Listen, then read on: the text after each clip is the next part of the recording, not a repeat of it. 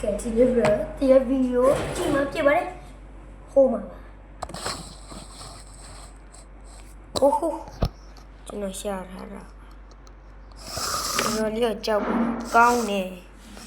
တရေခွန်ကြီးတုံးနီးပြကြောက်ဘူးတော့ကောင်းတယ်ကြောက်တဲ့သူများမကြည့်ရပါနော်ဆင်ပြရရှင်နေတယ်လောကသားရည်ရသေးပြီညကျွန်တော်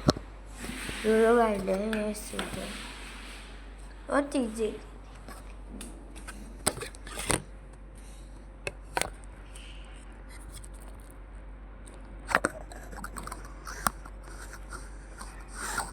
နော်ဒုက္ခပဲကျွန်တော်မမအော်ဒုက္ခပဲဘလို့ဆင်ပြေကောင်းဒီနားလောက်မှဆင်ပြေရဟောဖုန်းအပြေကျွန်တော်မြင်ရတယ်။မြင်ရတယ်။အော်မြင်ရလားပဲရှိတယ်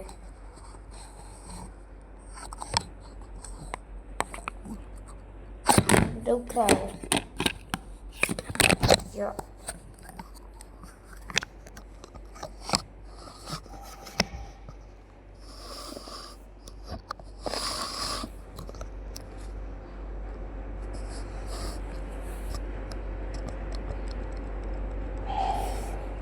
ရပါပြီ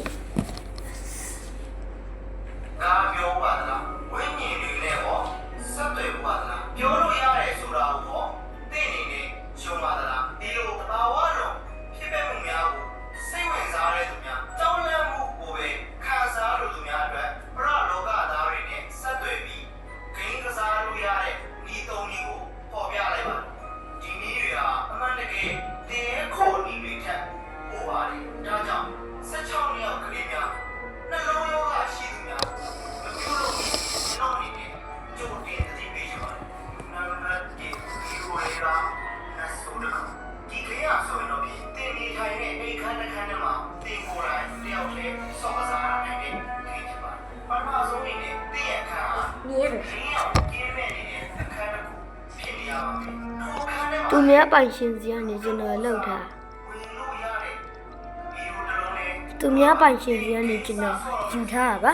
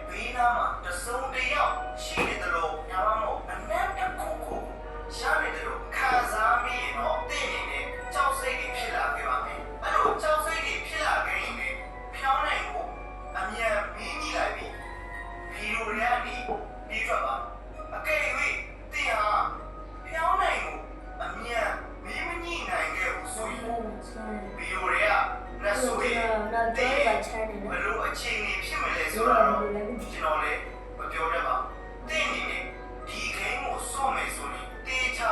စဉ်းစားဆုံးဖြတ်ပြီးမှစော့ပါလို့ကျွန်တော်အနေနဲ့မှားချင်ပါတယ်လူကြားနေမှာမစော်ဘူးနော်စေတရဲ့ဝေးနေတာဒီခိမ်းကတော့တော်တော်လေးကိုရိုးရှင်းပါတယ်တင်းအနေနဲ့နတ်ဆိုးတကောင်ရဲ့မျက်နှာကိုမြင်ချင်းနေဆိုရင်အနက်ရောက်ပြောင်းတာဆက်လက်တိုင်းလိုအပ်ပါတယ်ညတကောင်ရဲ့မတိုင်ရေချိုးခန်းတဲ့လို့တော့ပါမှန်တစ်ချက်တင်းရဲ့ရှေ့မှာခြားထားပါတင်းရဲ့မျက်နှာမှန်ပေါ်မှာပေါ်နေရပါမယ်ပြီးတော့တင်းကိုယ်တိုင်ယူဆောင်လာတဲ့လျှောင်းနိုင်အမဲအောင်ဆက်လက်တိုင်းကိုမှန်ရှေ့မှာမီးမိလိုက်ပါမီးမိပြီးသွားရင်တော့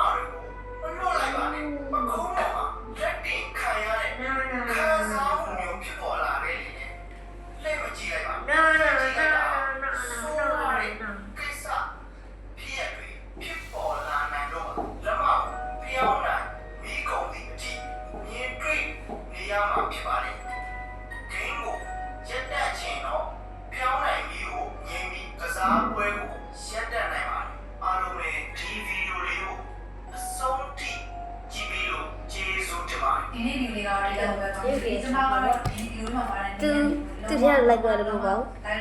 ကျွန်တော်ရှာမတွေ့လို့ပါအဲ့ဒီကနေလိုက်တာပါ bye bye